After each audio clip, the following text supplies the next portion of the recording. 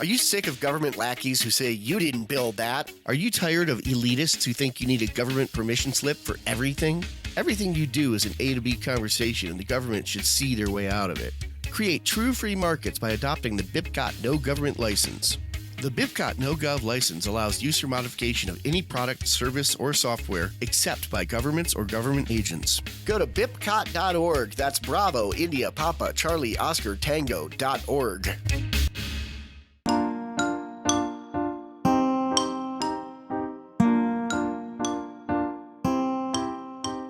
Hello, everybody, and welcome to Peaceful Anarchism on the Voluntary Virtues Network, on theconsciousresistance.com and theseedsofliberty.com. So Peaceful Anarchism is covered by the BIPCOT No-Gov license. This allows reuse by anyone except for governments and the agents thereof. You can find out more information for that at bipcot.org. So today I have Catherine Bleish, who's coming in from Texas. She's can I say wife or partner or what? Or John, what do you want me to say? We're married, not legally, but we're married. I'm his wife. Okay, wife, cool. Okay, okay. So, wife of John, the illustrious John Bush, and they're both massively into freedom, which is awesome. So she's coming in from Texas, and so she's a voluntarist, unschooler, peaceful parent, and is the part owner of Brave New Books.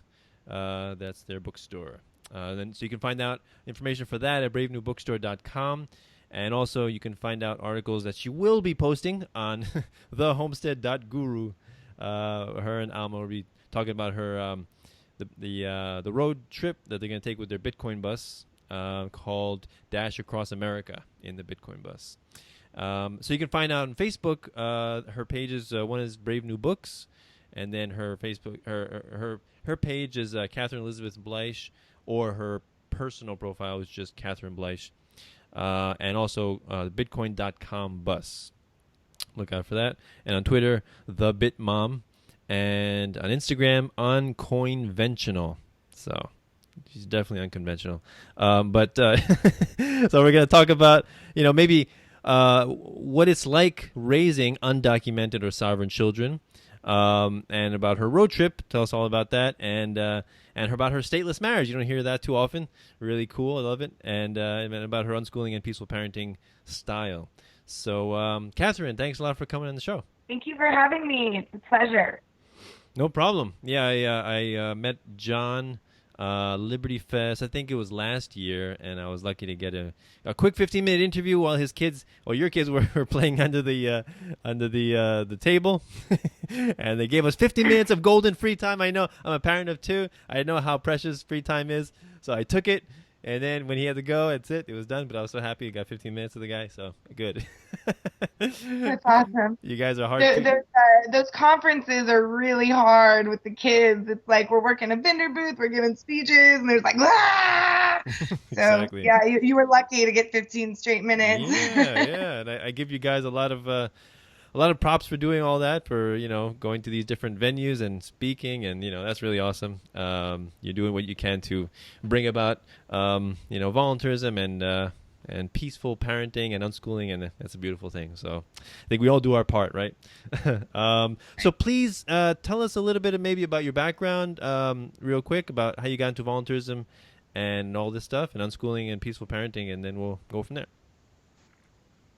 Sure. So I guess I was more of a lefty type in college. I've been a vegetarian since 2003, anti-war, anti-Bush, did all that. I actually sat on the board of directors for a local United Nations association in Santa Barbara, California, which is funny because someone made a YouTube video about me saying exposing Catherine Bleish, and it's like, she's on the board of a UN chapter. It's like, yeah. Thought I was doing good, and I learned about Ron Paul, and I actually started wearing my Ron Paul sticker to my UN meetings, and they're like, he doesn't like us, and I'm like, why? So I started learning more and more about Dr. Ron Paul. I got really involved in his 2008 presidential campaign. I was actually a delegate to the RNC in 2008, and that was when I realized that politics was a fraud. That was when I realized that even the good doctor is going to sell out for, the amount of power that he wants and the roles in government that he would like to be seated in. And that was when I realized that my role as a delegate from the state of Missouri was nothing more than a television extra on a set for a giant television production. And I mean, honestly, we had chant cards, that we were given, and we were told, you chant this many times after this speaker. Don't go over because we have to do a hard commercial break. So, I mean, we were literally extras on a television set. Wow. And so for me, that was sort of my catapult toward anarchism. I didn't really understand what anarchism was. I hadn't really been introduced to it. And then I went to PorcFest in 2009. And, I've done a bunch of fusion center activism and things at this point in time. And all these people at PorcFest were talking about minarchism and anarchism. And I'm just sitting there like, wow, this is mind blowing. And so the next year, 2010, I realized that I was an anarchist while I was on stage giving a rant for Soapbox Idol. And halfway through the rant, I'm just like, I'm a mother effing anarchist. And it was just like this thing that came to me. And, so it really took me kind of 2 years to really deprogram this whole, like, I'm going to be a Republican and I'm going to change the world through, this political empire. I did the whole Tea Party thing, got kicked out of them because they asked me if I was a 9/11 truther. And I said, well, I don't know. Ron Paul doesn't let us talk about it. So I never looked into it. Yeah, I guess I am. They're like, okay, you're done with us. And I'm like, well, where do I belong?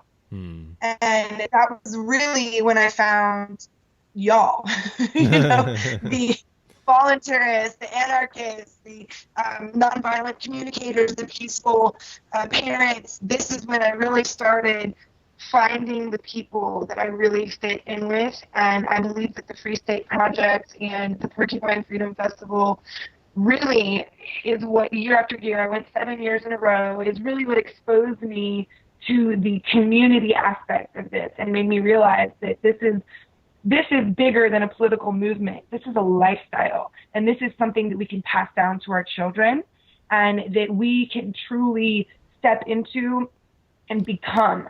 It's not just something we talk about. It's not something we try to convince others to do. It's something that we are innately when we're born. And so to re-grasp that sort of wild nature that, I am a free, sovereign human being was a really beautiful process for me.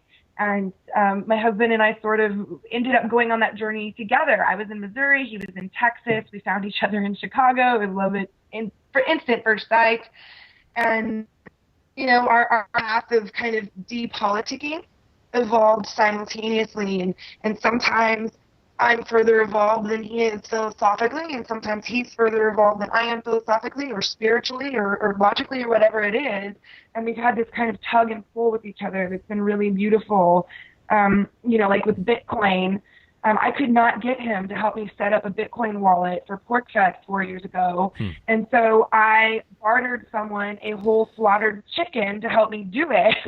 And so, he just was too busy. I can't do it. We're doing silver. Why do we need Bitcoin? And it's like, it's worth $3 already. Oh my gosh, I've got to get in on this right now. And the next year it was worth the next year it was worth 12, and then the next year it was worth 125. And so now he does a podcast all about Bitcoin, and our life's all around Bitcoin. So it's been a really neat evolution. And so right now I'm a parent of a 4-year-old and a 3-year-old and a business owner. And we tried to be full-on agorist for a while and decided to buy a bookstore. And it's just been a wild ride, really. And we're on a journey still, and we're evolving and changing. And I'm sure a year from now I'll have a totally different perspective on life. But right now, this is where I am, and that's where I came from. Yeah, that's so awesome. Such an awesome journey. I love to hear how people come to this philosophy. We all come from our own different unique backgrounds. I came from a Democratic family, but I didn't really care about politics. I was more indifferent to politics, and I voted for Obama. We all have our sins. I voted for Obama in 2008, not because I care about Obama, but because my mom was like, "You got to vote." I'm like, "All right, who should I vote for?" We're Democrats. Vote for Obama. All right, I'll vote for Obama. And then yes, mom. Yeah, I didn't really care about it. And then later on, I kind of realized I got into Creature from Jekyll Island and Murray Rothbard books. Case for the 100% Gold Dollar, Anatomy of the State, What Has Government Done to Our Money, and then Larkin Rose, and a couple of other awesome books like that. So really got me, and then Stefan Molyneux, that was a big one, all of his videos and stuff. And so it really got me thinking about voluntarism and simultaneously peaceful parenting and unschooling, because it seems natural, I think, for you and me, maybe, voluntarism, unschooling, peaceful parenting. But for so many people, it's not. Like, it's amazing how many volunteers you meet that are not, let's say, peaceful parenters in the way that we are. But and it's like you really have to come to each of these little philosophies separately and understand them separately, even though they are intertwined, right? But yes, absolutely. Go ahead. Yeah. Well, yeah, I mean, I've witnessed that so many places all over the country where people maybe they're introduced to one aspect, whether it's the financial aspect or the political aspect, and they think they have found the golden nugget, and they kind of stop there. It's like, hold on a second. If you are acting as the state at home, your children are going to enact that out in public, whether they are the oppressors or the oppressed, whether they're the cop who's aggressing upon someone, or they're just complying because, we all have to comply with cops, right? Mm-hmm. So, I mean, I think it's really important that as people who are, discussing these things in a public forum, that we make sure that we stay curious ourselves, and that we remember that, there is no golden nugget. There is no one answer. And all of these things are overlapped and intertwined in a really beautiful way. And, the next thing for me, maybe spirituality, or, gardening was a big thing for a while for me. So it's like, there's always these new things that not only do we have to introduce ourselves to and expose ourselves to and consider and reflect on, but sometimes we have to revisit them if we start to slip away from them because of our day-to-day hectic lives. Yeah. And one common theme that I notice amongst anarchists and volunteers especially is the willingness to question previously held beliefs, right? And place everything on the chopping block of logic and reason, right? And not many people are that humble, right? Because people are like, well, this is what I've been taught since I was young, and this is what I'm going to believe. and I highly respect people who do that, because it's not easy to re-examine things that you've always believed, right? It's not easy to change belief systems or learn new things. Learning is hard, It's not easy. It's just easier to just cling, emotionally most of the time to old irrelevant beliefs. That's the easiest. And so I noticed that with a lot of volunteers, they're very humble. Most of them very humble about that, because in order to get here, most of us haven't grown up in a volunteer's household, so you had to question your beliefs, right? So yes. So I love that. I love that idea of willingness to learn new things and grow and develop, right? And one thing that I also learned a lot is Bitcoin, but I think you guys know more than me. I'd like to get more into it. I do have a wallet. I have Airbitz.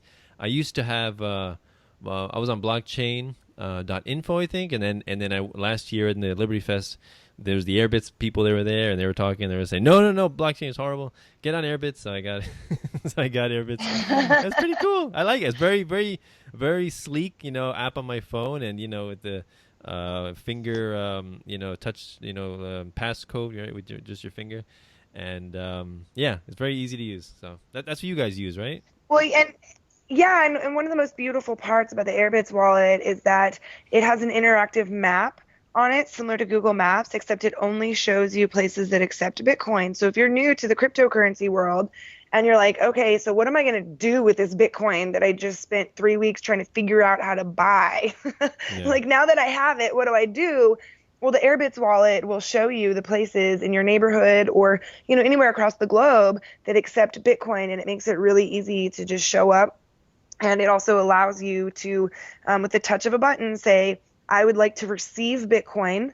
How much? You type in the amount in either dollars or Bitcoin, and then you hand your phone over for someone to scan the QR code, or you send an email to them. So, for John and I, when we're doing business and we need to, send an invoice for Bitcoin payment, we just use the Bitcoin app the Airbitz app on our bookstore tablet, and we can email an invoice in about 10 seconds. and there's no copying and pasting of the Bitcoin address or the QR code. It's just type in the dollar amount of what we need and type in their email address, and boom, they have a QR code to scan in their email, and it makes it very easy. Yeah, yeah, and when I talk to people about Bitcoin, it's kind of interesting the things that people know. Most people, all they know is what they've seen on the mainstream news, and usually when they do report Bitcoin, it's like Mount Gox collapsed. There was this many Bitcoins that were stolen. This many got hacked. Like that's the kind of news that people hear. Yeah. Go ahead. And it's so funny to me because it's like there are no central kind of giant banks that are collapsing because the government is subsidizing and giving them these giant bailouts. So when people bring that up to me, I'm like, well, yeah, because this is an honest money, and so if someone is doing something corrupt like Mt. Gox was, they are going to fail. There is no one too big to fail in Bitcoin, and that is so beautiful. I love it that Mt. Gox failed. Heck yes, fail away, because that keeps us pure, it keeps us honest, and it really, in my opinion, shows that the free market works. Yeah, that's a good point. The point that I make when they mention that is, when a thief, steals money from a bank, do you blame the dollars? Right? Exactly. And how many people are pickpocketed on a daily basis, either electronically or physically? I mean, money is robbed. Right, people are going to steal anything that you have, whether it's Bitcoin or the shirt off your back. Like, a thief is a thief is a thief. Yeah. And you don't blame the shirt. You don't blame the currency. You just need to blame the thief. Yeah. So I mean, just like anything, Bitcoin is it's a creation, it's an invention, it's a technology. It's an inanimate object, basically. Even if it's not physical, like like a computer, like a gun, like a car, and like all of those things, which are tools, depends on who's using it and for what reason they're using it. Right? Could be used for good or for evil. And so you never blame the tool, right? You always blame the user, the person. Like if the computer, malfunctions, you blame the computer or the programmer, right? That's right.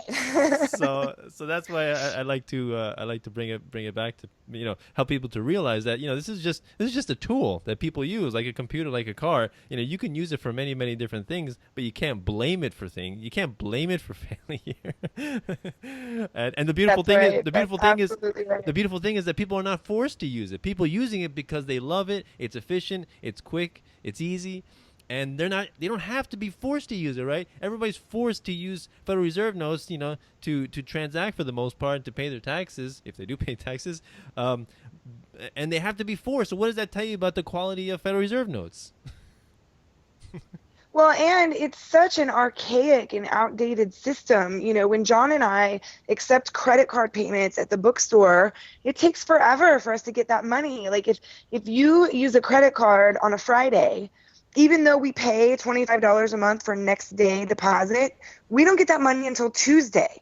Okay. Whoa. With Bitcoin, I get it instantly, Right. so it's like I have the ability to, because especially when you're a small business and sometimes the cash flow is very tight, like very, very tight, and you can't restock the things that people buy until you have that money in your account. And then at that point, you still have to send them the money and they have to ship you the product. And so, every now and again when cash flow is really tight, we go out of stock on stuff that we really shouldn't. And part of that is because of how slow and archaic the banking system is. And I do believe that they will be catching up, and I do believe that they will be using cryptocurrencies. I've got a family member who's on the board of a Federal Reserve bank in the Midwest, and Wow, he said really? that they are doing, he's the president of a bank, and Wow. they are doing in-depth research on Bitcoin and cryptocurrencies and how it can be utilized to make their transactions faster. And so here we are with this amazing cutting-edge technology, teaching the giant dinosaur how to catch up. It's like, we're going around you, we're going over you, we're going under you, and if you want to participate in our new money and our new economy, you need to catch up. And so now they are being forced to step up and learn about what we are doing. And because you can't force us to stay in that world anymore. It is just so outdated and so it's ridiculous to me that I still have to wait 4 days to get a deposit of money that was spent on a Friday. That's absurd. It's absolutely ridiculous. And so I think we're going to see in the next 10 years, a very strong movement toward cryptocurrency becoming very mainstream, and whether it's Bitcoin that stays through the long term, I don't know. I do know there are banks in Europe that are testing Ethereum and Ether and using their open source technology to test their own interbank to bank transactions. So I think we're in a really interesting time where the old model and the new way, they're sort of merging, and I'm excited to see what happens. I think it's going to be neat. That's such a very strange situation. Like Federal Reserve officials investigating Bitcoin. It's like criminals investigating how to make their crimes more efficient. That's kind of what brings it to mind to me. It's like, wow, you guys are so efficient in your transactions. Maybe I should use that in my crime. That would make my crime even better. It's such a strange thing. But the other thing that I like to point out to people when they criticize Bitcoin, say, when they point out all those failures, is it's not really about Bitcoin, right? It's about people searching for alternatives to a monopoly on currency, right? To a monopoly on banking, the Federal Reserve and all that. It has a stranglehold on currency, and if you want to compete, it's illegal to compete like with Federal Reserve notes, and try to like make them look like that. But other things, I think Bitcoin and like even like how some places have what do you call that? Like Ithaca hours or mountain hours. I forget what's that called. Just alternative currencies, right? Just a local currency. Yeah, local currencies, right? That's fine. I think they're fine with it. The way they say it, they're fine if it doesn't look too much like a Federal Reserve note, right? But yeah. So basically, you can't call it a dollar. And you can't call it a dollar, right? So they maintain. Yeah, I mean, Liberty Dollar. Homeboy's in jail, I think, still for because he used the words Liberty Dollar on his coins. Is that the guy that used the silver dollars, so silver coins? Yeah, he made silver ounces, right. And the name of them was Liberty Dollar. It had the word dollar, and right. If you're not using their terminology, it's kind of how the USDA organic, they copyrighted the word organic, and so now you have to find a workaround to use other terminology to say I don't spray my stuff with pesticides, and I use natural fertilizers, but I don't want to pay to use the word organic. It's like we have to go around their words and come up with new ways. And in a way, I used to think, man, they're holding us back with this kind of stuff. But really, I think they're pushing us forward, because when they try to restrict our language or our actions, whether it's through the economy or through simple things like the word organic, it forces us to innovate, and it forces us to create things like Bitcoin, and it keeps us on our toes and doesn't allow laziness or complacency. The price of liberty is eternal vigilance. I don't remember who said that, Benjamin Franklin or someone, but the price of liberty is eternal vigilance. And as soon as you let your guard down, you will find that liberty exists in your life no more. So try and oppress away, because you will see me innovate, and you will never catch me. I love that. So along those lines, can you tell us what it's like to raise undocumented or sovereign children? Oh, it's a trip. It's crazy. When we were pregnant, we first found out we were pregnant. Of course, our parents were just like, you're doing what? You're doing a midwife. You're doing a birth at home. You're not getting a social security number. You're not doing a birth certificate. What are you doing? This is awful, And it was just this, like, we had to really advocate for ourselves to our peers and to our family. And, so by the time we had our second kid, they realized, like, okay, they had their baby at home. Nothing bad happened. In fact, it was really great. John's mom showed up.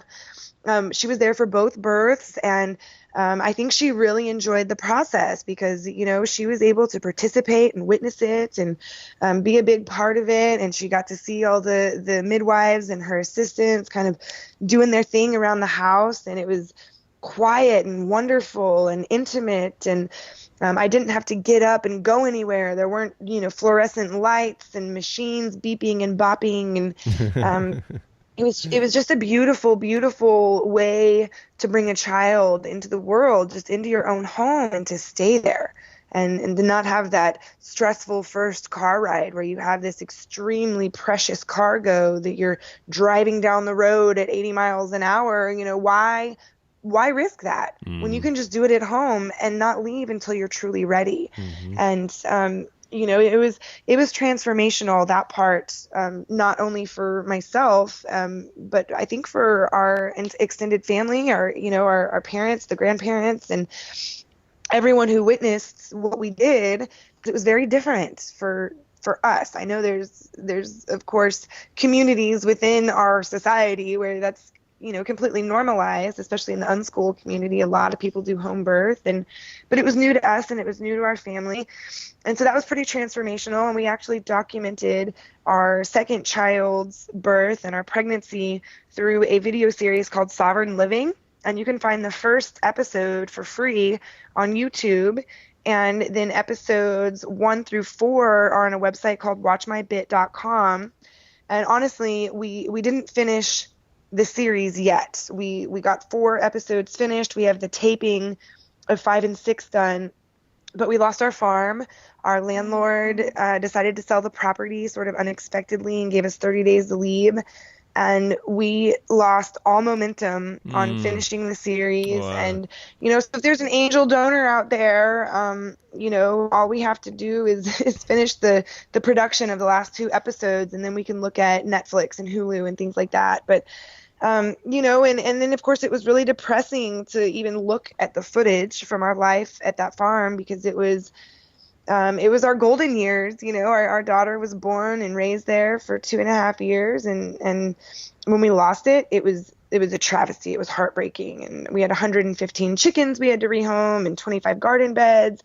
And, the community we had built really crumbled. There was a big emotional upheaval. John and I built this community around us. And so when we failed at maintaining the property because we were on a month-to-month lease, people were mad at us and they were resentful. And we learned a very major lesson on community building and on sovereignty. And it's a major reason that we now have moved into a bus so that we can be mobile and no one can take that from us. There's no landlord. If we're not happy where we are, we can go. And it's very liberating and very freeing. And so I definitely went through an evolution when my daughter was 2.5 and my son was 6 months old. I guess she was only 2. Yeah, they're 18 months apart. So anyway, where I used to think sovereignty was like digging roots and holding your ground and I'm going to protect my land if they come to raid us. Now I believe that sovereignty is mobility, and the ability to move and go where there is more freedom is very important. And so I don't ever want to dig my heels in and have some gunfight for my land. I'm just going to go where there's more freedom. I don't need to deal with the drama of a fight. And so now we've got these 2 beautiful children who, we're peaceful parents. I will say, since we've bought the bookstore, we've been more stressed out. So I think emotionally we've been a little bit less peaceful. We, I'm more quick to like snap at my kids now. But we're working on that, and we're letting go of the stress, and we're quick to apologize. And that's been good, because now when they have moments where they're angry or mean or don't treat other kids very well, they're learning to be quick to apologize as well. And that humility and that humbleness, I don't remember if we were talking about it before we started recording or early on, but how a lot of voluntarists, you have to be humble because you're always challenging your beliefs. And so we try to be humble with our children too. I think that to be a good, peaceful parent, you have to admit when you make a mistake. And that's something that I think our generation, our parents in general, and I'm stereotyping here, but for the people born in the 80s and the late 70s and early 90s, our parents, it's because I said so. And they would dig their heels in. And for me, like, I would try to debate with my parents logically. Well, explain to me why I'm grounded for coming in at 9:03 instead of 9 o'clock. That's ridiculous. I'm home. I'm safe. It was 3 minutes, because I said so, because you broke the rules. And I'm like, well, that doesn't make sense to me, and so for me, raising sovereign children is more of a journey in self-reflection and self-exploration, and using them as mirrors to find my faults and grow from that. My children, they feel safe telling me if I'm not being kind. They also feel safe telling other people in their life, like, hey, don't talk to my brother that way if it's a kid on the playground, or don't push my brother. Wow. And so they call out adults, they call out other kids, and they're confident and secure in speaking up for themselves. And that's because we've created a safe environment for that. And we self-reflect, and if we screw up, we fix it. And so that's been really interesting for me. I feel like raising sovereign, independent, free-thinking children has helped me to grow in a way I never could have before having children. I just simply couldn't have, because you don't have that little mirror looking back at you all day. And so you can choose to shut the spark of their life out and bully your way and spank them and yell at them and, be the typical American parent because I said so. Or you can use them as a mirror for self-reflection and elevate into a new type of person that you wouldn't have ever become before. And so that's kind of where John and I are right now. My daughter's 4 years old, and she's at this point where she's not a baby anymore. She's a little girl, and she is very strong-willed, and but she also isn't a tyrant. You know what I mean? She's well-rounded and balanced, and I believe this stereotype that children who go to school are socialized and children who are homeschooled are unsocialized is awful. And Yeah. I think that my children are a shining example of how wrong that stereotype is. My children can speak to adults the same way they speak to other kids. They've never been forced into a room with only children the same age. They view elderly folks and middle-aged folks and teenagers and little kids and babies all as their peers. And they speak to them all the same way. And they feel comfortable around all ages and all groups. And that, to me, is being socialized. They go everywhere we go. They do everything we do. And it's really amazing. And we've had people, especially my daughter, her communication skills are just incredible. And I believe that's because before we bought the bookstore, my husband worked there, and she grew up listening to people debate philosophy, standing on my hip while I'm in a group of people. And, she would be looking at whoever was talking. I mean, she was listening. And just so her language skills and her logic skills, they're very strong and they're very profound. She wasn't sitting in a classroom singing nursery rhymes, She was at a bookstore listening to debates on economics and philosophy. So that's not to say that we're doing it perfectly or we're doing it right. We're definitely on a journey, and we do make a lot of mistakes, and it is really hard to raise your own children all day, every day, and to run a business and to stay sane. And so we've really been focused on finding balance. And I think that the mobile life is what has allowed that for us, because we have seen mountains and oceans and lakes and rivers and forests and deserts. And when things start to get stagnated or rough or whatever, we can just go. And it is so liberating for the children to experience. We basically kind of orbit around Austin because that's where our bookstore is, unless we go on a long trip. And to realize how diverse the ecosystems are all around Austin. Every place we go, there's a different set of bugs and a different set of birds and a different set of plants. And so the knowledge that they are gaining from this lifestyle, I believe that it defeats any education system, public, private, or homeschool. And it is just allowing them to live their life as free, sovereign children. That's it. Wow, so beautiful. I love it. I want to go back to what you said about your Sovereign Living series, because that's how I think I first learned about John through his interview with Jeff Berwick on Anarcast, and then he talked about the Sovereign Living, and then I checked out the first episode, and I saw how he was reading the book A is a rule is to break, A is for anarchy, right? I don't know if you still still have that book, but as a result of watching that, I bought that book and I read it to my kids, and my daughter, let's see, they're probably like, I don't know, 3. My son was probably 3 or 4. My daughter was probably like 1, around that age. And and I would read it to both of them. My son loved it, and my daughter, she was barely talking, but she was like, she couldn't say anarchy, but she says ankiki. So she kept saying ankiki. I want to read ankiki.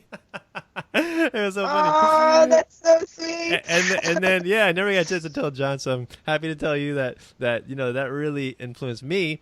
And then at the end of the book, it's like, because this is a book about anarchy, if you want to tear this book up, feel free to tear this book up. And that's exactly what happened to it. Eventually my daughter just ripped all the pages out, but my kids loved it because I guess you see the child, and the child is just having fun through the whole book, right? And so my kids absolutely love that book.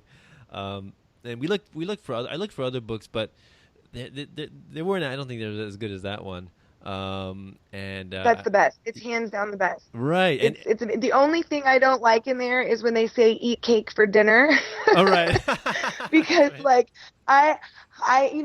there's kind of a divergence in the like unschooling philosophy. You've heard of radical unschooling? Yeah. Before, right, as opposed to unschooling. Right. So Dayna Martin is the one who's really spearheaded this. She has a book called Radical Unschooling, and which is more than just the education. So unschooling is where children are free to learn at their own pace and their own way, and you're just facilitating learning opportunities for them and helping to push them along. And you might hear dogs barking because someone's showing up at this house here. Okay. But radical unschooling is when it's like everything's a free-for-all, and there is this philosophy of food freedom. And my personal opinion is, when you're looking at the fluorescent colored stuff in the gas station, otherwise known as junk food, that is not food, okay? That's not food. It's not nutritional. It's not food. And so that's where we diverge. She says don't use the word junk because it's placing judgment. Don't say junk food. Oh, really? Allow kids to try whatever they want. Yeah. And I completely disagree. Like, the way I see it, I'm going to buy you all the organic stuff, and I'm going to teach you the way food affects you. So my daughter has extreme sugar sensitivities. I mean, extreme sugar sensitivities. And if I were to just say nothing and just let her do a free-for-all on everything she sees in the store, she wouldn't understand why she was having the emotional struggles she was. So instead, we talk about, okay, this is processed chemical food coloring. This isn't food. But here's an alternative that tastes really good, and it doesn't have any added sugar that makes you go, do your crazy thing. And so we talk about it, and I feel comfortable saying no when I go through the gas station and my kids want that neon colored stuff. I don't believe that is being the state. I believe that is being a true, genuine protectorate of creatures who are so young and so vulnerable, and who may not otherwise comprehend what they're doing. You wouldn't let them eat rat poison, and we don't let them drink fluoridated water. You don't drink water from a river because it could make you sick.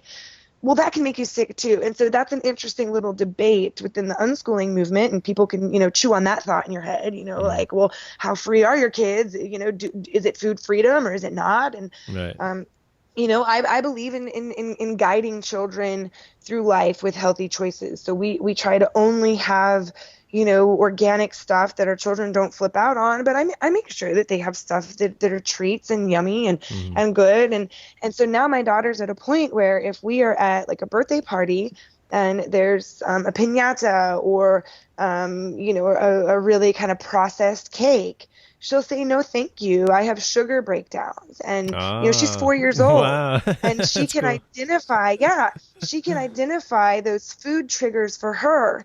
Whereas my husband didn't figure out that he has a gluten intolerance until he was 30 years old. And I Mm, mean, his face, the whole time I knew him, the first 5 years we were together, he always had this bright red patch on his face. mm. And it's because he was drinking beer, not, with gluten in it, and he was eating food with gluten in it. And as soon as he figured out that he had a gluten intolerance, his health began to change. And so, it's just an interesting debate, the food freedom thing. Mm. I kind of get a kick about talking about it. And I love Dayna Martin, and I totally support, her philosophy, but I definitely diverge on the food freedom. Yeah, that's completely When understandable. it's not food. No, I completely understand. And I interviewed Dayna Martin. She's an amazing woman. We had a great conversation. Yes, I think I would align myself more along your lines as well. Me and my wife, we're very, careful with the food choices, and we buy, as much as possible from farmers markets and from the health food store and from things like that, and try to cook as much as possible. But we're with a like a little homeschooling group that I get together with frequently, and we all bring food. Sometimes we cook outside. We go to different parks and hiking, do stuff like that. But sometimes some of the people, they bring some stuff, and it's not like ultra junk food, but stuff that we wouldn't buy, and they have it sometimes. But one thing that I like to do, like if they want to eat like a cookie or something, I if they really really want it, I'm like, all right, just one, because sometimes they take 3, 4, or 5. I'm like, just one, or sometimes they say, just why don't you split it, half for you and half for her. And so I do it like that, and I try to, because you're right, they would binge, they would just nonstop, and so I like them to feel like I'm not always saying no. Like they shouldn't be scared that I'm just going to say no. I'm like, all right, you can have it, but let me just give it to you in a little bowl, so you don't just have it directly out of the bag. Whatever, if it's chips or something, I don't know. Yes. So yeah, I'm definitely like that. I do say no sometimes, and there's limits, but yeah, I mean, when I describe this kind of stuff, I guess I should say that more, because I usually don't mention that I do have limits, but yeah, it's an interesting point, and I didn't really know that what you just said, like that there's this debate going on. I didn't know that, but yeah, I think Dayna Martin, she's the only one I think that I know of that is so radical as to just be even with food. I didn't realize that she was that much, or I don't know if there's other people like that, but yeah. So Well, there are. There's this really great conference called Rethinking Everything, and we're going to be going in September. It's this year. It's over Labor Day weekend, and it's in Alabama at a 4-H camp. It's the 20th anniversary, and this is an unschooling conference. And so all of the families there are either unschooled families or families who are curious about unschooling. And I mean, it is just such a wonderful event. I mean, I mentioned Pork Fest and how that was transformational for me. Rethinking Everything was transformational for our entire family. I mean, to find a group of people where, because this particular event has been going on for 20 years, you have grandparents, parents, and grandchildren who have been attending since the parents were 3 or 4 years old. And so it's like becoming intergenerational. And just watching them and how they interact, and the freedom of these children, and how kind these children are, and how unique and independent, and they all are allowed to explore their passions. There's this one little boy that I always think of who he tap dances, and he'll just tap dance in the hallway, and I love it, that was encouraged in him, that was something that he loved. It's not your typical thing for a little boy to be into. And it's a really amazing event, and they have little conversations and debates about things like that within the unschool movement, and there's definitely parents that are like, cotton candy and whatever you want all day every day. But there's also a very health conscious aspect, and so the two kind of angles, they merge and they meet, and there's conversations, and light bulbs go off, and questions are asked, and it's a very safe space to have these sorts of conversations. So if anyone out there is curious about unschooling and you would like to expose your family to a group of unschoolers, Labor Day weekend, Alabama, 20th anniversary of Rethinking Everything, rethinkingeverything.com. It is definitely worth the trek. And they've lowered the prices this year because they realize, a lot of unschooled families are They also happen to be entrepreneurs, people who are living in RVs. This is where I was really exposed to the mobile living and the people living in RVs. I hadn't really ever been around that, even, in the kind of liberty anarchist community. But at Rethinking Everything, the first time I went was 3 years ago, and it was in Dallas. And then the following year was in Little Rock, Arkansas at a 4-H camp. And I was introduced to families living in RVs and traveling the world and using the world as their school, world schooling, road schooling, and boom, all of these changes happened in my mind and in my brain. And it was great because my son was only, let's see, it happens every year in August, and he's born in March. So, I mean, it was, he was 6 months old or so. And it was a really great time in my life to be exposed to these lifestyle choices and just meet these families. So anyone who's curious out there, I want to say it's $100 a person to attend. I'm not sure if children count or not, and or maybe less. It might be $50 a person. Yeah, it's $50 a person, and I mean, it's worth it. It is so worth it. I mean, it will change your life, even if you don't have a family yet and you're just parents and you want to go see, or you're just a couple and you're thinking about having kids in the future and you want to see what it could be like to follow a path like this, you have to go. I mean, they have classes for adults, for children. There's belly dancing. The kids make boats out of cardboard and duct tape, and then they have a competition to see whose will float. There's hikes. There's there's things where everyone goes around the campfire and they write out their goals for the next year and send them out onto the lake. I mean, there's spiritual aspects and music and kind of a TED Talk opportunity where you can get up and give your speech of your lifetime in front of your unschool peers. So it's a really cool event. And if any of your listeners are interested, rethinkingeverything.com. John and I will be there. The whole family will be there. And I'll be talking about leading a decentralized life. John will be talking about freedom cells, which is sort of small group community building from the bottom up. And we will, of course, be having an open house of our Bitcoin bus that we are remodeling right now. Yeah. Please tell us about the Dash Across America road trip that you're doing. Yeah, okay. So we were gifted the Unschool bus by Jeff and Kelly Halladorson 2 Aprils ago. So we've been living in this bus for 14 months, and it's been really cool. We've been able to see so many places and do so many things, and I feel so blessed to have exposed my children to the beauty of Mother Nature. I mean, we have parked on the beach. We have parked on rivers and lakes. I mean, it's phenomenal. And but they had the house built for 3 teenagers and a parent with a master bedroom, and we, of course, have 2 toddlers.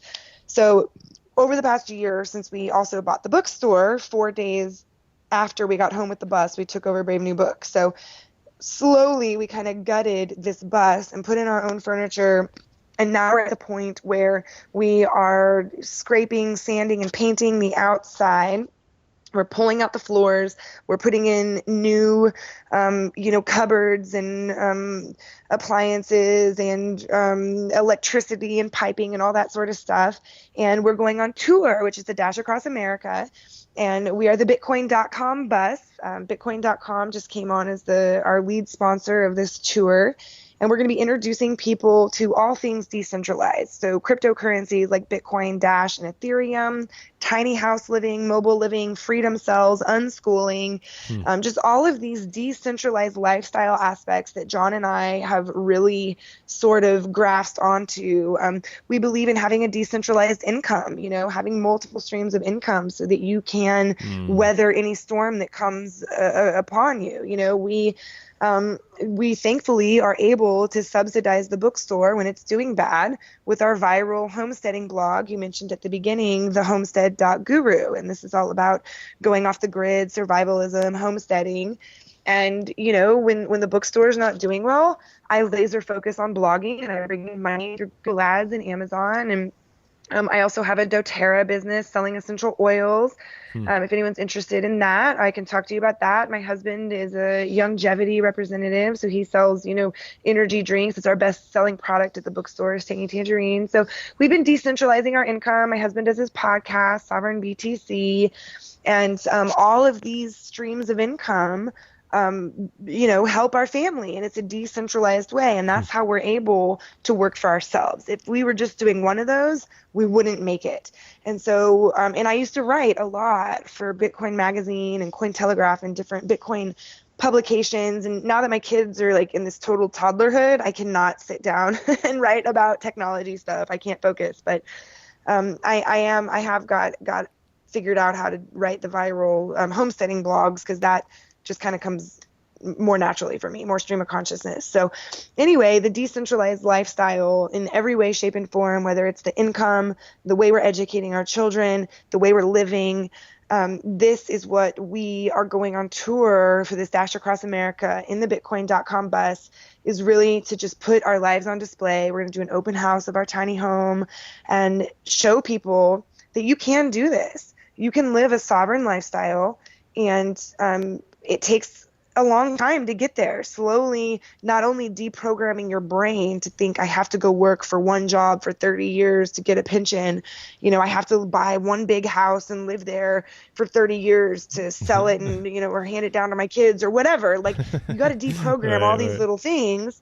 And John and I have spent years deprogramming ourselves. And I think we're at a point right now where putting it on display could really help inspire some people to make changes in their lives. So we're really excited about it. We're going to be leaving Austin in 1 week, and we are touring with Alma and Brian, who are in their motorhome.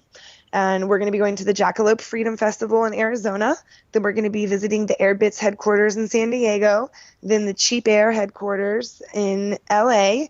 And then we're going to be doing the Bitcoin meetups in Vegas and Denver, where Dish Network is. They accept Bitcoin. Kansas City. We're going to go to our family lake house for a couple of days, because that's on the way down to Rethinking Everything, and then back to Texas. And I think it's just going to be a really neat opportunity to spread the word about Bitcoin, unschooling, tiny home living, freedom cells, everything decentralized. We're really, really excited about it. Wow, you guys are so busy. Wow. So when you say tiny home living, I assume you mean living in the Bitcoin bus, right? Or yeah. So you also you mean you also mean the tiny home movement, like those little one room houses. Yes. The tiny home movement is, it was kind of developed around building a house on a trailer so that you could tow it behind you. Right. And I didn't want to do that. I like the idea of being able to go wherever we want without needing two separate vehicles, without having to tow and to hitch. And so the bus for us, which is our tiny home, has just been phenomenal. That thing is a tank. It's not like an RV that rides really low where you can bottom out. When Pete and Adamo were doing their Liberty on tour across the country in their motorhome, they bottomed out on the farm I was staying on in Dripping Springs. Ooh. The bus rides so high, and it is designed to carry, hundreds of kids, and it's extremely safe, and it's solid. I mean, it is a tank on wheels. So we can go off-road, we can drive through fields and pastures and down the beach and over hills and down valleys. And I mean, this thing can really take a rugged terrain. I love it. So, we like to do things in a non-typical way, and our tiny home is in a bus. It's not on a trailer. Wow. Yeah, it's so beautiful. I mean, yeah. We're thinking about, where we're gonna move next. We're in New York now. We're thinking about, New Hampshire and North Carolina, and some people were mentioning Richmond, Virginia, where Cal Molinay is. So we're still thinking, or an RV. I know you guys are recommending that we do that. So we're still thinking about what to do. And luckily with my wife, talking about income. Her company is online, so she doesn't really need a specific location to be at. She can just have a computer and an internet connection. She can work. So that's beautiful. But yeah, it's really an awesome thing with the decentralized income, like multiple streams of income. That I definitely support that. I think that's an awesome idea.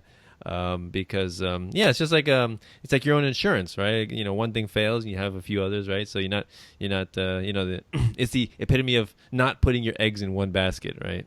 So yeah. Yes, exactly. John and I had that same debate. I was in Missouri. John and I had started dating, but we were traveling on the road together, and we broke up for a while. And I had offers to move to New Hampshire. I had offers to move to Texas. And ultimately, I chose Central Texas because I believe, even though we don't have a head count or a tally, I believe the movement is bigger and stronger financially as well as emotionally. There's way less drama. It's very highly professional. And I'm not putting down the New Hampshire movement at all, but I believe that they have to really work hard.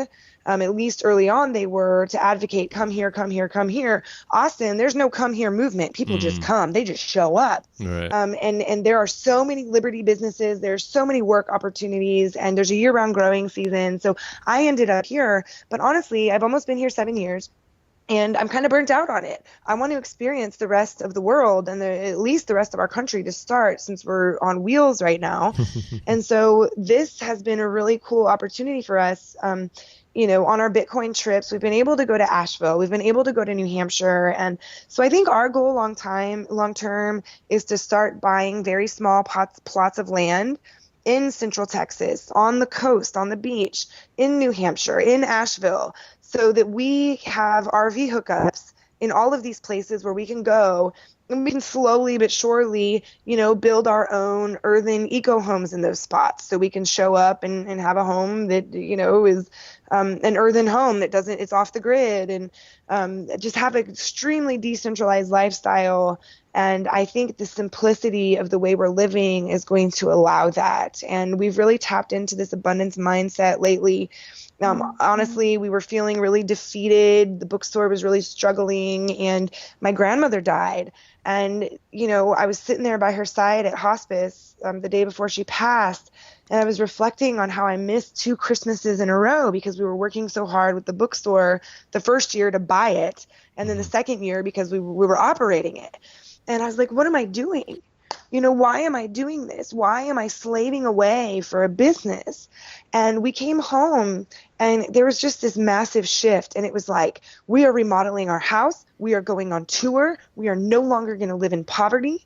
And that was something I really had to break out of. When I was an early activist, it was a shift for me to come out of working for United Parcel Service. I was a supervisor there, and with the corporate, the dress code, the time clock, the checklist, the OSHA compliance, all of that stuff. To I want to be a volunteer. I want to live a life of service. And that was great while I was living off my 401k. But when that ran out, I was still in this I want to live in poverty mindset. I want to be an agorist, and I'm going to struggle, and I'm going to struggle, and I'm going to struggle. And the past year, I started reflecting on that and realizing I made that choice of poverty, because I thought that was how I could change the world. But you don't change the world by being without. You change the world through abundance, and by being able to attract and manifest whatever you need, wherever you go, and to make choices in your life. That is freedom. And so my grandmother passing, it changed me. And I will tell you, the past month, we have tapped into this abundance mindset, and we are no longer going to live in poverty. We are no longer going to live a life of stress and hitting the grind and workaholicism and short tempers and fear. We were in fear. We're going to lose this business, and so many people are depending on it. It's a community space. We pay an exorbitant amount of rent to have a event space to give free education, and to have a radio studio to give free radio media and podcasts. And if we just wanted to be a retail business, we would be fine, but we're not just a retail business. We're a community service. And as long as I was seeing it through the eyes of fear and this idea that we have to save this for the community or it's going to be gone and it's going to be our fault and everyone's going to be so mad at us, as soon as we tapped into this idea of, one, it's okay to fail. That is okay. That's completely okay. But 2, we don't have to. We don't have to. And we reached out and we told the world we're struggling. This model isn't working. And people reached out, and the universe met us where we were, and the resources were manifested into our life. And it took us crawling out of the basement, the bookstores underground, where we were living in fear and we were afraid and we were working every minute of every day, to popping our head out and saying, hey, we can't do this alone. And as soon as we stepped into that, and not to mention we fired all the toxic people that were bringing negative energy to the space. We said, no more of this. You know, we try to help people. We've got this desire to help people, but sometimes you just need to say no and draw strong boundaries, which I think is something the liberty movement needs to do. Toxic people suck, and you are not free when you are emotionally abused by people. And so I know there's this whole like Christopher Cantwell, like, I'm going to say whatever I want and be really mean. Well, that's not freedom. It's not. You can rewire someone's brain by the words and the energy that you direct at them. And so when you are allowing that into your space, when you're allowing people who are toxic into your most intimate space, your business, your family, your relationships, you become that and you cannot succeed. And so we cut out all the toxicity. We told the world we needed help, and boom, abundance. It's there. And I am not letting go of that. I am not going to live in fear anymore. I'm not going to live in poverty anymore. I am going to change the world, and I'm going to do it by helping others step into abundance. We don't have to let the gangster banksters be the only people who have resources. They're there. You just have to open yourself to it and quit living in doubt and fear. Beautiful. Man, you're making me sweat. I love the passion. Very beautiful. So beautiful. I love it. Yeah. Well, I mean, that's where we are right now, you know? I mean, that's literally the transformation that we're going through. And, you know, there's all these volunteers here helping us remodel our bus. And it's, you know, over 100 degrees some days, and it's really hot. And, I mean, this is us blooming into butterflies. You know, we were in this tight cocoon where we were living in fear. And, you know, watch us for the next year. It's going to be so different. You are going to see an entirely new John, an entirely new Cat, an entirely new Blush family, an entirely new Brave New Books, because we're shedding those old toxic fear-based ways, and we are becoming what I believe every human being was born to be, which is an abundant, powerful, universally powerful person who can do anything. I mean, honestly, you can do whatever you want. So here's what we were doing. We were trying to make the bookstore fund our dream life. And when I realized, because Alma Summer looked me in the face through, you know, the telephone, because she's in Arizona, and she said, you don't have to live like this. You don't have to be a slave to the bookstore. And when I realized that my dream life can fund the bookstore, because the bookstore is my activism, the bookstore is my community service, and my dream life of traveling and, you know, meeting people and talking to Bitcoin meetups and teaching people and learning from people and community. And that's my dream life, taking my kids to the beach.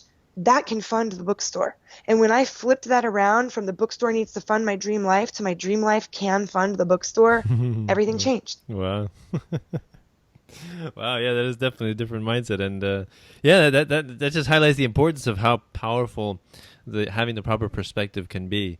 And I think I think so few people so few people have the courage to make those kind of changes. You know, it's easy to stay in a rut and stay in the old way of thinking, but sometimes you really have to re-examine where you are and say, you know, is this way of life, you know, improving me and my family, or is it you know, like you said, bringing negative energy and anger and frustration into our lives? And we don't need that. You know, our lives are short, you know, and I think, you know, we're destined for much more than this. So I think, and I think that's something that, you know, our family is also kind of, me and my wife kind of struggling with, since we sold our condo in 2014, and then we moved back to you know, where my family is, and so I haven't been working, and just my wife's working, so she's all stressed out, you know. But I think when we move, you know, it's so important to either have the RV and just, you know, go mobile, or just move in a place that's much,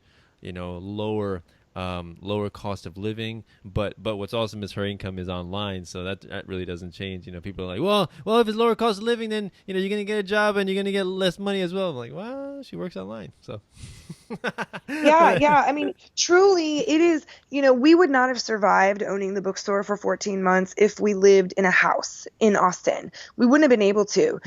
Campgrounds around here run from $300 to $600 a month, but half the time, like right now, there are people who own farms and they say, come stay with us for 3 months, come stay with us for 6 months. Wow. And that has been really neat for us. I think Cool. that time period, that like 3 to 6 month time period in one place, it allows you to really get to know another family. Mm-hmm. It allows you to really get to know that region and that area, but it also allows people to keep their autonomy and to move on and, ramble on. And so for us, doing the tiny home thing, the mobile living, the RV thing, right now our personal expenses are electricity for a bus. So, it's nothing.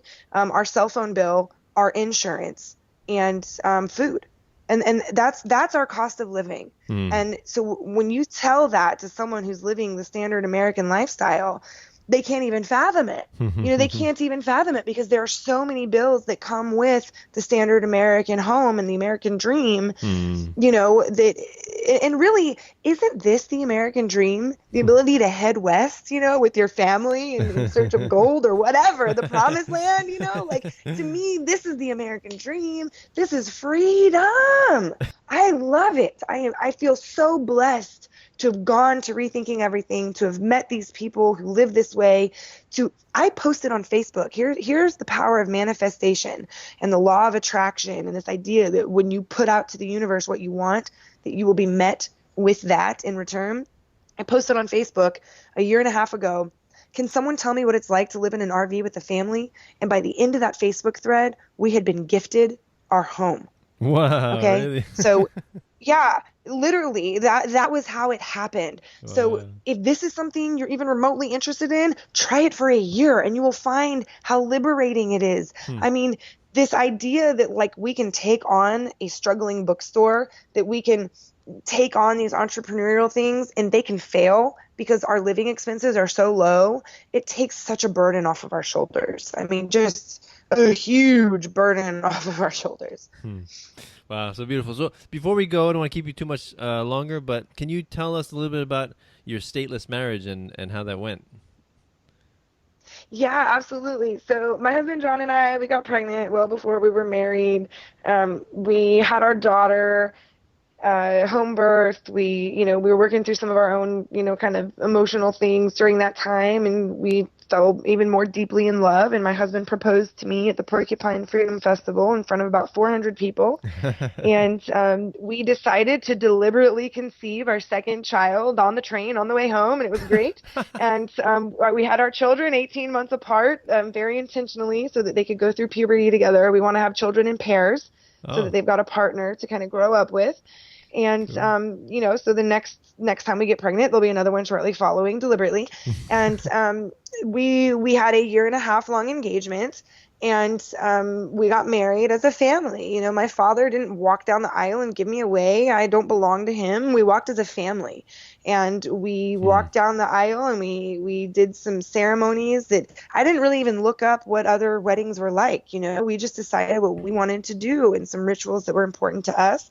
We had a tree planted by every single person who attended the wedding. They put dirt into the pot, and I was barefoot because that's just the kind of hippie girl that I am. And we had acoustic Beatles music playing through the entire thing. And our friends got up and said some words to us. And we had the people in attendance give vows to us as well, that they would be there for us, that if we needed them.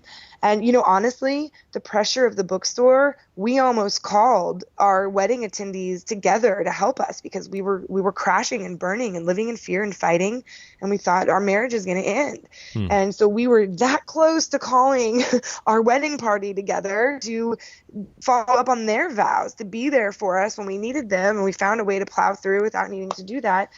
And it was a community wedding. It was us committing to each other to be better people, to stick together, to work through it, to make it happen, and asking our peers to be there for us and to help us. And if we needed them, whether it's for emotional support, like I just mentioned, or if it's, barn raising, like we're doing with the house that we're remodeling right now in the bus, we reached out, we asked them to be there, and it was a camping festival.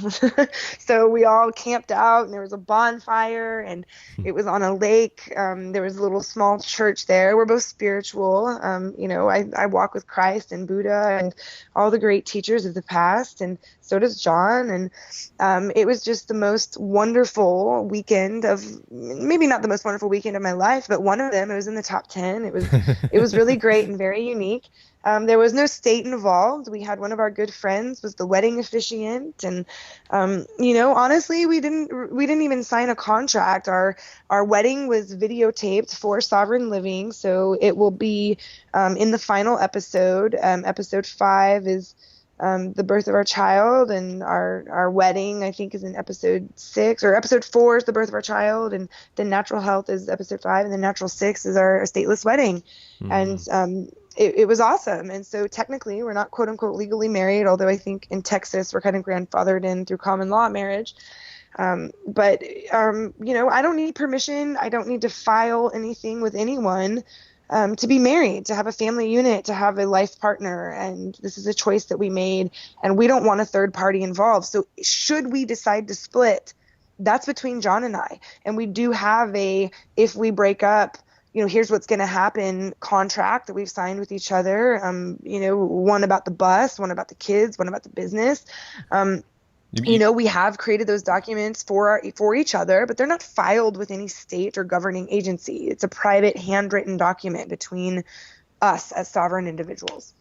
Wow. So beautiful. Wow. See, I love that. You guys are paving your own way. True pioneers in the truest sense of the word. Very cool. So, so please, before we go, let people know how they can reach you if they want to find your work and help support you. Yeah, I think that the easiest way, honestly, is on Facebook. You can find me, Catherine Bleish, Bleish. And, I'm always posting from Instagram what we're doing at the moment. So if you're following me on Facebook, you're going to see how to learn about the bus. You're going to see how to learn about the bookstore. You're going to see John's podcast. You're going to see, the local media just interviewed John last week. So you'll see links to that. You'll see everything we're doing is, kind of funneled through both of our Facebook accounts. So John Bush, Catherine Bleish, we are the Bleish family, and you can follow us each independently, and walk with us on this journey. We love learning from other people. We love being exposed to new thoughts and new ideas, and that's a really great forum for us at this time. And of course, the homestead.guru is our viral marketing blog. Sovereign BTC is John's Bitcoin podcast. And we look forward to seeing everyone on the tour. So please hit us up, and I will be posting the tour dates very shortly, in the next 48 hours, on the homestead.guru, so you can see if you can come to one of our events. Wonderful. Yeah. So I'm so happy we were able to do this interview. We've been trying for such a long time, and you're a busy lady. You both are busy doing some awesome stuff. So really happy we made it happen. So if anybody wants to help me out, you can do so through Bitcoin, Patreon, or PayPal. Patreon.com/Peaceful Anarchism to help me out. $1 show is all I ask for interviewing wonderful people like Catherine here. I love to do it, and I would love to do more. And monetary compensation is always appreciated and encouraged, right? We're capitalists in the end. We respond to incentives. So so please, right. I offer free content. This is all free. But as we know, in economics, there's always opportunity cost. Nothing is actually free. If we're doing something, we're not doing something else, right? At a cost. So please, if you enjoy... You need to put your RV on your Patreon as a perk, If enough people support you with enough per month, there's your RV. You can take off on the road, and your wife doesn't have to stress about funding it. See that? Another awesome suggestion. We will we will take that into consideration. Thank you so much. I love these ideas. I will definitely run these by Monica, and we're going to talk about this stuff. We have much to talk about with planning our future mobile life. So very exciting. I'm excited. So you can also help me out by using the links on my website, which is the Amazon affiliate links, and make your purchases through those, and I get a small commission at no extra cost to you, and this helps me do what I love doing best, which is interviewing fascinating people like Catherine here. So awesome conversation, Catherine. I really appreciate it. Thank you very much for coming on the show.